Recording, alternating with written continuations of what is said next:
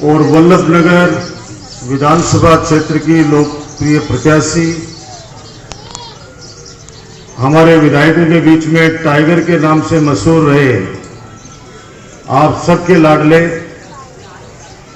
स्वर्गीय गजेंद्र सिंह जी सक्तावत की धर्मपत्नी परम आदरणीय भाभी साहब प्रीति सक्तावत जी, मंच पर विराजमान आदरणीय जगदीश जी श्रीमाली साहब, जिला प्रमुख रतन देवी जी, वरिष्ठ नेता और यहां के पूर्व प्रधान करण सिंह जी कोठारी, आदरणीय मेनारिया साहब और मेरी शेखावाटी की धरा से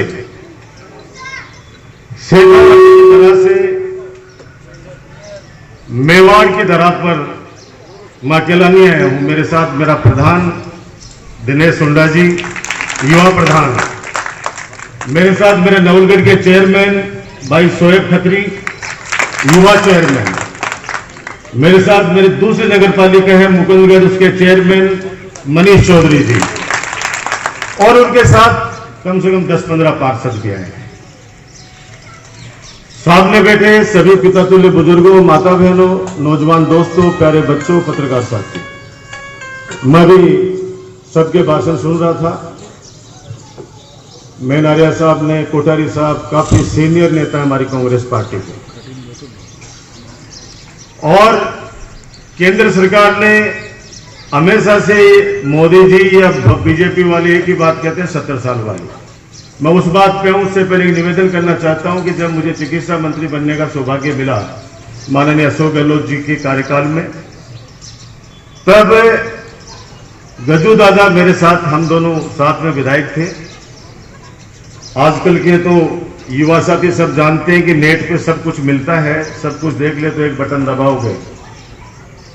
2008 और 13 में, 2008 से 13 में मेरे चिकित्सा विभाग के अंदर, मुझे आज भी याद है जब गजेंद्र सिंह सक्तावत साहब मेरे पास आए और उन्होंने कहा कि वल्लभनगर के अंदर ऐसे ऐसे गांव हैं, ऐसी ऐसी ढाणियां हैं जहां पे चिकित्सा की कोई व्यवस्था नहीं है। मुझे इस मंच से आप सबकी मौजूदगी में कहते हुए खुशी है, 2008 और 13 के बीच में हमने 22 सब सेंटर खोले वल्लभनगर विधानसभा में। 22 सब सेंटर जहां पे नर्स बैठ के इलाज करती है, और 3 प्राथमिक स्वास्थ्य केंद्र यानी पीएससी खोली, और 1 पीएससी को सीएससी में क्रमोन्नत किया। ये तो मैं बता रहा हूं हिसाब किताब आपका 8 से 13 का, और 13 से 18 के बीच में जब भाजपा की सरकार रही, और कौन विधायक रहे मैं नाम लेना नहीं चाहता, एक भी हॉस्पिटल खुला हो वल्लभनगर विधानसभा में तो आप कहोगे वो जो करने लगे। पूरा रिकॉर्ड मेरे पास। और जब गजेंद्र सिंह जी सक्तावत हमारे बीच में नहीं रहे, मुझे आज भी याद है जब आदरणीय भाभी साहब जब पधारे जयपुर और माननीय गहलोत साहब से उन्होंने मुलाकात की, तो वो पन्ने सबसे पहले उनके सामने रखे जो पन्ने गज्जू बनाकर गए थे, कि क्योंकि वो लग जाते थे कि मुझे मेरे क्षेत्र के अंदर ये काम कराने हैं। और उस समय अशोक गहलोत साहब ने इनकी बात मानी, विधायक भी नहीं थे, और कॉलेज मांगा कॉलेज दिया, आपका एक ट्रोमा हॉस्पिटल मांगा ट्रोमा हॉस्पिटल दिया, पीने के पानी के लेकर सड़कों तक जो आदरणीय कोठारी साहब ने और श्रीमाली जी ने आपको बताया, वो सारी चीजें आपके सामने। बहुत दूर से चल के आए हम लोग आपके पास, विश्वास भी दिलाते हैं आपको कि आदरणीय भाभी साहब को भारी मतों से विजय बनाओ। कांग्रेस की सरकार है, पूरे 2 साल काम करने का इनको मौका मिलेगा हमारे साथ। तीसरी बार का विधायक हूं मैं, लगातार 3 बार जीता हूं मैं नवलगढ़ विधानसभा क्षेत्र, और राजस्थान विश्वविद्यालय छात्र संघ का अध्यक्ष भी रहा। अभी प्रताप जी भी आने वाले, हम दोनों अध्यक्ष रहे हैं। चिकित्सा के क्षेत्र के अंदर भाभी साहब ने जो भी घोषणा की है, माननीय मुख्यमंत्री जी के पास आपकी वकालत करेंगे, और वकालत भी इस रूप में करेंगे कि वल्लभनगर से जब आप भारी मतों से जीत के राजस्थान की विधानसभा में जब आप शपथ लेंगे और शपथ लेने के बाद जब स्वागत समारोह के लिए वापस वल्लभनगर पंचायत हमारे विधानसभा में आओगे तो आप जो वादे किए हो उनका समाधान लेकर वापस आओगे, विश्वास के साथ। अब मेरे पूर्व वक्ताओं ने कहा कि 70 साल में कुछ नहीं किया, कि वास्तव में नहीं किया कांग्रेस ने 70 साल में कुछ भी, ये सच्चाई है मैनारिया जी। अरे गांव में जब कोई बीमारी आ जाती थी तो कभी इंदिरा गांधी जी ने, गहलोत साहब ने, हरदेव जोशी जी ने, गुलाब सिंह जी सट्टावत ने कहा क्या कि ताली बजाओ, थाली बजाओ, बोला क्या कभी? कभी नहीं बोला होगा। ये कहा होगा हमारे हॉस्पिटल जाओ, इलाज कराओ। अरे कोरोना पूरे देश के अंदर, पूरे विश्व के अंदर मानव जाति पर जब संकट आ गया, हमारे हिंदुस्तान का प्रधानमंत्री कह रहे हैं कि दिए जला दो कोरोना भाग जाएगा, ताली बजा दो कोरोना भाग जाएगा, और थाली बजा दो कोरोना भाग जाएगा। और हमारे देश वाले लग भी गए इस काम में। मैं भी हमारी दादी थी, उससे पूछा, वो दादी थाली बजा दी, अब कोरोना को नहीं बोलने दे रहे। वो तो चलो भाई उसका कोई नहीं हुआ, लेकिन दूसरे दिन वो बीमार पड़ गई। अरे हमने देश को नहीं बेचा 70 साल में, एक एक चीज को मेहनत करके हमारे देश के पूर्व प्रधानमंत्री ने 70 साल में इस देश को विशाल रूप दिया। लाइट नहीं हुआ करती थी, चिमनी में लोग बैठा करते थे, साइकिल नहीं हुआ करती थी, आज एक से एक बढ़कर गाड़ियां हैं लोगों के पास। ये तो वैसे ही हुआ, इन्होंने कहा 70 साल में हमने किया जो किया हमने किया है, और 70 साल में देश के पूर्व प्रधानमंत्री अटल बिहारी वाजपेयी का कार्यकाल नहीं गिनते, उसमें वो भी शामिल, आप ध्यान रखिएगा इस बात का। और 70 साल के अंदर इन्होंने जो किया वो बता दूं आपको। एक दादा ने, पिता ने, परदादा ने खूब संपत्तियां बनाई, जमीनें बनाई, और उसके बाद में पड़पोते ने एक दिन क्या किया कि बड़ी सवारी गाड़ी, 1 करोड़ रुपए की गाड़ी खरीद के लाके दादाजी को बोलता है कि दादाजी देखो मैं कितनी प्यारी, कितनी बड़ी, कितनी सुंदर गाड़ी आपके लिए लेके आया।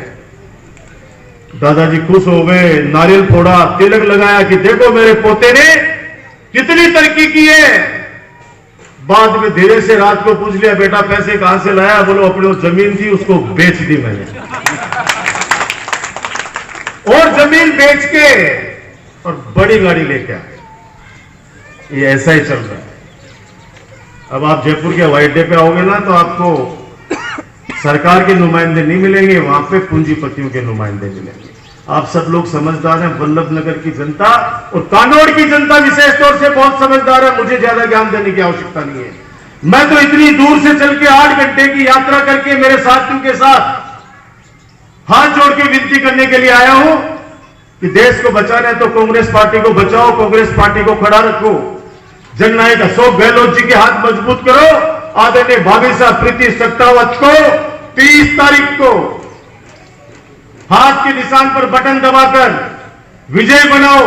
और एक एक वोट कीमती है, एक एक वोट कीमती। आप ये मत समझ लेना कि हमारे एक वोट से कुछ नहीं फर्क पड़ता। आज तो मैं दीपावली की शॉपिंग करने चला जाता हूं। दीपावली की भगवान आपको खूब लक्ष्मी दे, दीपावली खूब धूमधाम से मनाओ, लेकिन 30 तारीख को बहुत बड़ा त्योहार है, दीपावली जैसा त्योहार है।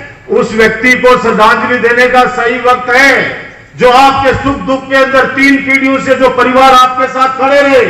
और गजेंद्र सिंह सट्टाव जैसा शरीफ आदमी मैं आज जानता हूं, मेरे साथ के अंदर हम 2 बार विधायक साथ में विधानसभा में बैठे हैं। उनके धर्मपत्नी आदरणीय भाभी साहब प्रीति जी को आप ज्यादा वोटों से जिताएंगे, बहुत ज्यादा वोटों से, ये मुझे पक्का विश्वास लेके जा रहा है। और जब भी आप जयपुर आएंगे, आप जब भी जयपुर आएंगे जरूर आना हमारे पास भी।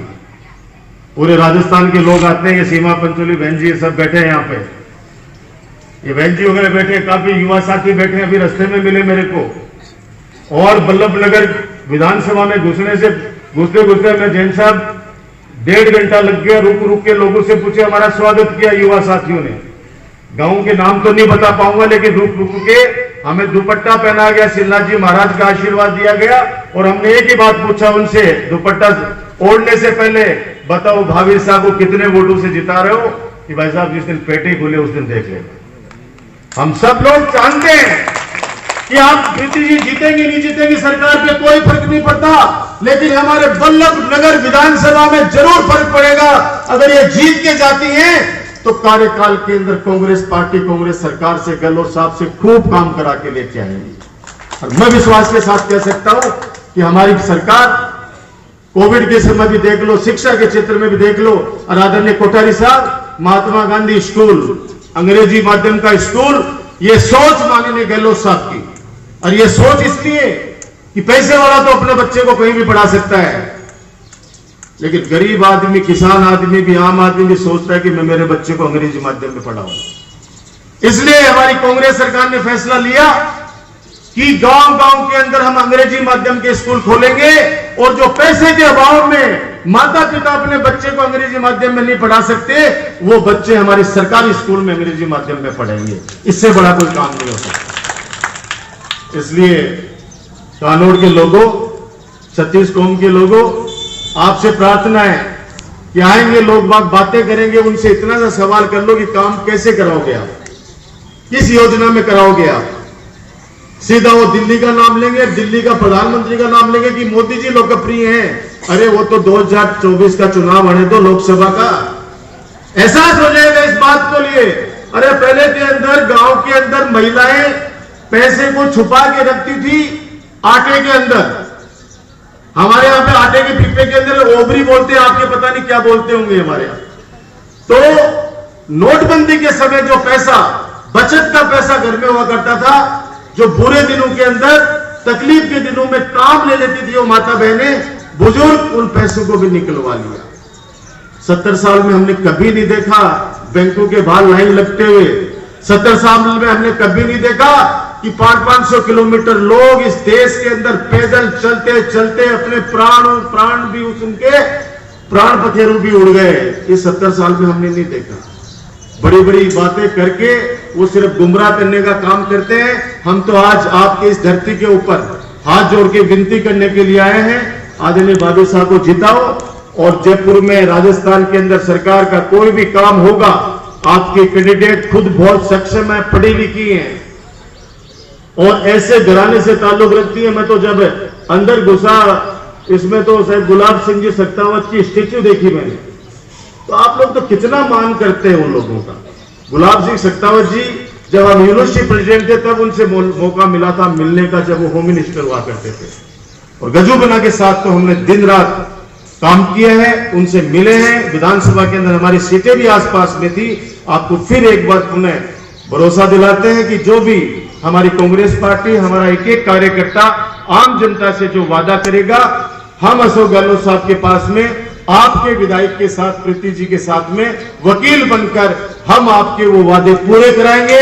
आपने सम्मान दिया, हमें ध्यान से सुना। आप सबका बहुत बहुत धन्यवाद। जय हिंद, जय भारत।